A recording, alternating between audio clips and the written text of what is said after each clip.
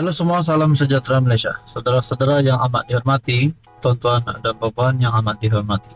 Selamat Hari Raya Admin ucapkan kepada semua umat Islam di Malaysia, kepada yang menonton video ini, keluarga rakan. Selamat Hari Raya, saya ucapkan.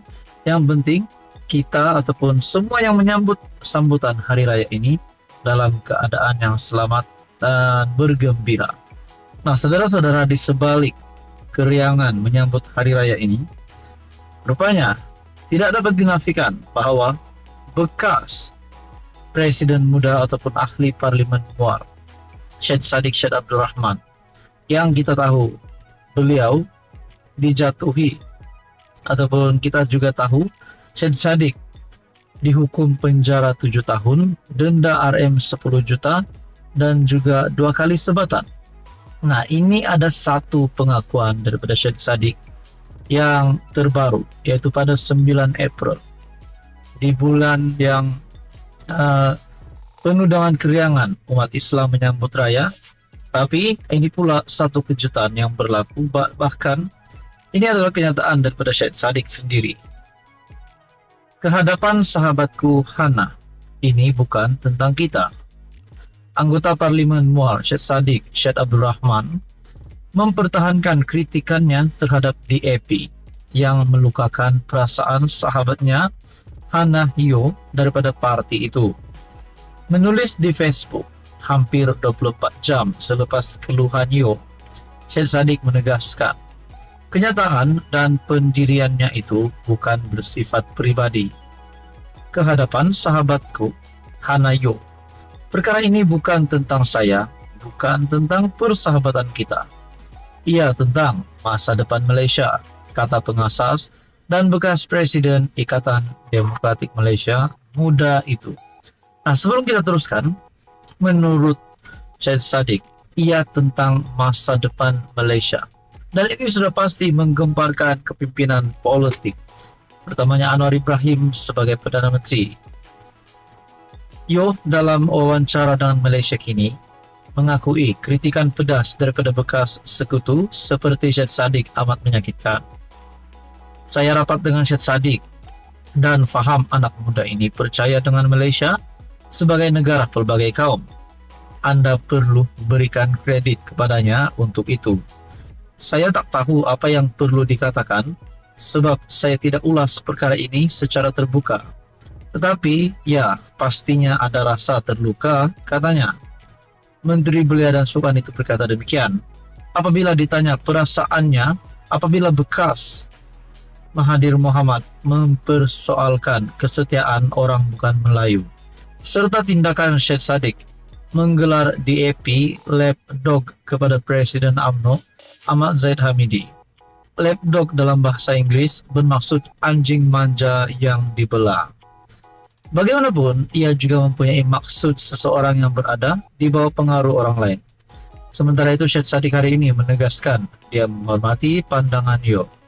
Tetapi dalam masa yang sama, kata Syed Saddiq, berkata dia risaukan masa depan Malaysia apabila rasuah dinormalisasikan oleh elit politik. Memberi contoh skandal LCS yang merugikan berbilion cukai dolar pembayar cukai. Syed Saddiq berkata selepas pilihan raya, orang yang memperjuangkan perkara itu kini sudah senyap. Begitu juga katanya dalam pengguguran kes jenayah terhadap kawan baru serta balas dendam terhadap lawan baru. Wujud situasi membingungkan apabila orang yang mencuri 1 tin milo di penjara, tetapi orang yang mencuri berbilion dolar dinormalisasi oleh pejuang rasuah. Tiada prinsip, tiada batasan, tiada rasa malu, katanya, yang kemudian membangkitkan tentang amalan politik Machiavellian. Nah, saudara-saudara, itu adalah kenyataan terkini Syed Saddiq yang pasti menggemparkan kepimpinan politik Malaysia. Apa komen Anda? Sekian saja, teruskan bersama di dalam channel ini. Halo semua, salam sejahtera Malaysia, tuan-tuan dan puan yang saya amat hormati semua. Selamat menyambut Hari Raya Aidilfitri kepada umat Islam yang menyambut Hari Raya, dan juga kepada keluarga, teman-teman, dan semualah yang menonton video ini yang menyambut Hari Raya. Semoga Anda semua sentiasa dalam keadaan yang selamat dan dalam keadaan yang riang.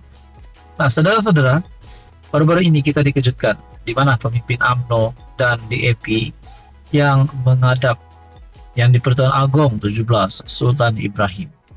Ini adalah berkaitan dengan isu yang menyentuh sensitiviti keagamaan di Malaysia, khususnya agama Islam, di mana baru-baru ini kita digemparkan dengan isu stalking yang tertera kalimat Allah. Akhirnya Agong ada bertitah sebelum ini supaya perkara ini tidak berlarutan lagi. Dan yang terbaru, pemimpin UMNO dan DAP yang menghadap yang di Pertuan Agong. Nah, saudara-saudara, selepas menghadap yang di Pertuan Agong, di dalam barisan kepimpinan UMNO yang menghadap yang di Pertuan Agong, salah satunya adalah Akmal sendiri. Di mana kita tahu Dr. Akmal Saleh adalah salah satu watak utama di dalam isu stalking tertera kalimat Allah ini. Nah, saudara-saudara, apa yang Akmal lakukan selepas menghadap yang di Pertuan Agong, itu yang menjadi persoalan. Saya melihat dalam satu artikel daripada My Metro, Akmal junjung titah nasihat agung isu kalimat Allah pada stalking. Ketua Pemuda UMNO, Dr. Muhammad Akmal Saleh berkata, beliau menjunjung titah nasihat yang di Pertuan Agong Sultan Ibrahim supaya menjaga keharmonian negara dan memelihara kesucian Islam.